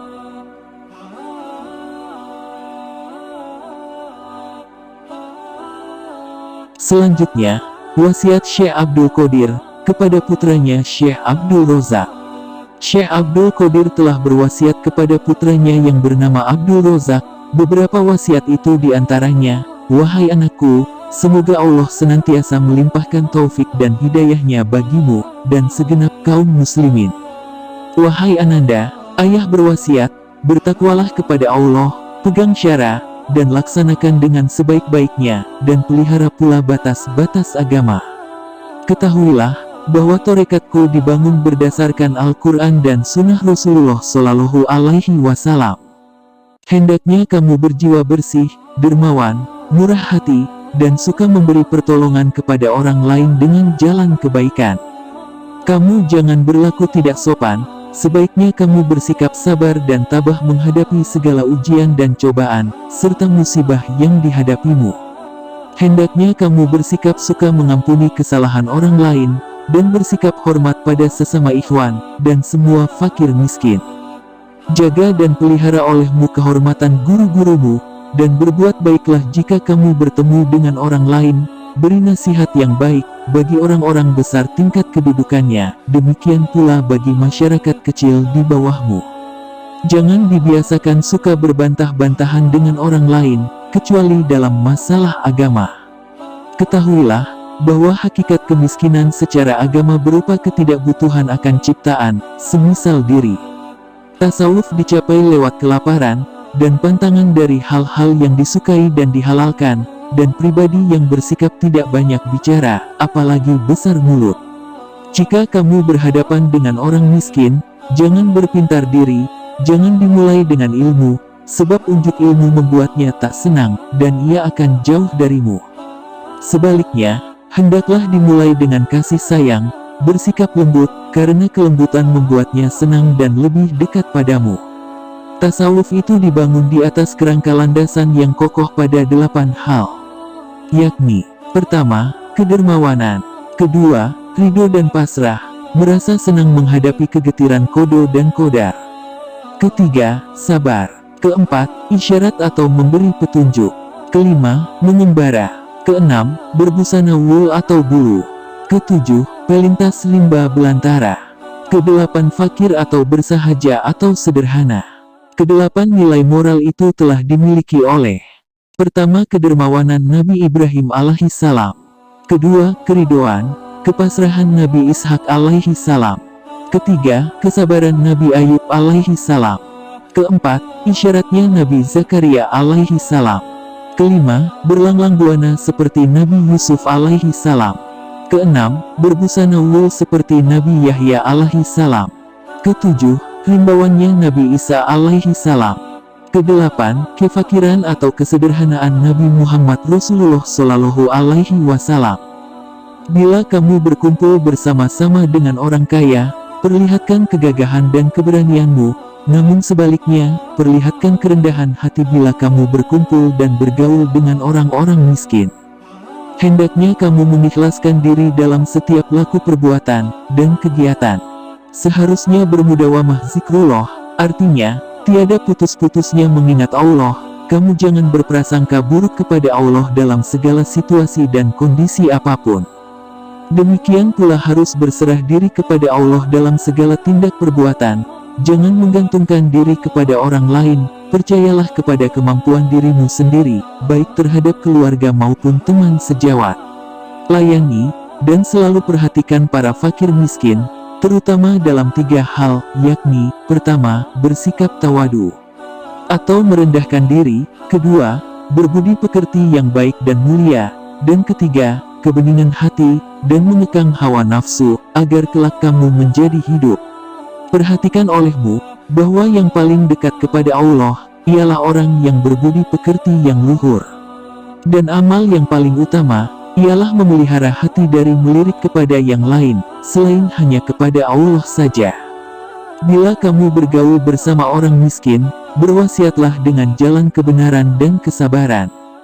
Tentang masalah dunia, kiranya cukup bagimu dua hal. Pertama, bergaul dengan orang miskin. Kedua, menghormati wali. Selain daripada Allah, segala sesuatu itu jangan dipandang cukup. Menyerang di bawahmu adalah pengecut, berlagak gagah terhadap sesama adalah lemah, dan berlaku sombong kepada orang yang lebih tinggi kedudukannya, menunjukkan ketidaksopanan. Ketahuilah, bahwa tasawuf dan fakir, merupakan dui tunggal kebenaran yang hakiki, bukan bercanda atau main-main. Oleh karena itu, jangan dicampur dengan bercanda. Sekianlah wasiat ayahanda padamu.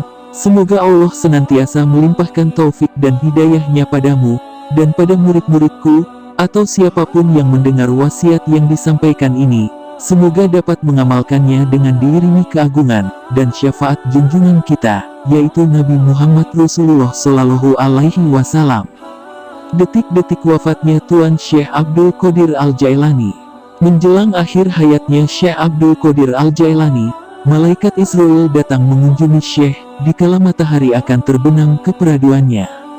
Malaikat Israel itu datang membawa surat dari Allah Subhanahu wa Ta'ala, buat Syekh, dengan alamat sebagai berikut, yang artinya, surat ini dari Zat yang Maha Pengasih, disampaikan kepada wali yang dikasihi. Kemudian surat tersebut diterima oleh putranya yang bernama Sayyid Abdul Wahab. Setelah diterima, masuklah dia bersama malaikat Israel. Sebelum surat dihaturkan kepada Syekh, beliau sudah mengerti bahwasanya beliau akan pindah ke alam uluwi atau meninggal dunia. Syekh berkata kepada putra-putranya, jangan terlalu dekat, supaya menggeser agak jauh, karena lahiriahnya, aku bersama-sama dengan kamu, sedang batiniahnya, aku bersama dengan selain kamu, dan supaya diperluas ruang ini, karena hadir selain daripadamu. Siang dan malam harinya, tak henti-hentinya beliau mengucapkan, Allahu, Allahu, Allahu. Terdengar suaranya nyaring, lalu suara lembut tidak terdengar lagi, dan meninggallah waliullah nan agung itu, pergi ke haribaannya Allah Subhanahu wa Ta'ala. Beliau wafat pada malam Senin Ba'da Isya, pada tanggal 11 Rabiul Akhir, tahun 561 Hijriyah atau 1166 Masehi, pada usia 91 tahun. Sekian kisah Syekh Abdul Qadir Al-Jailani, yang bisa kami sampaikan untuk kalian semua. Wallahu a'lam bishawab. Wassalamualaikum warahmatullahi wabarakatuh.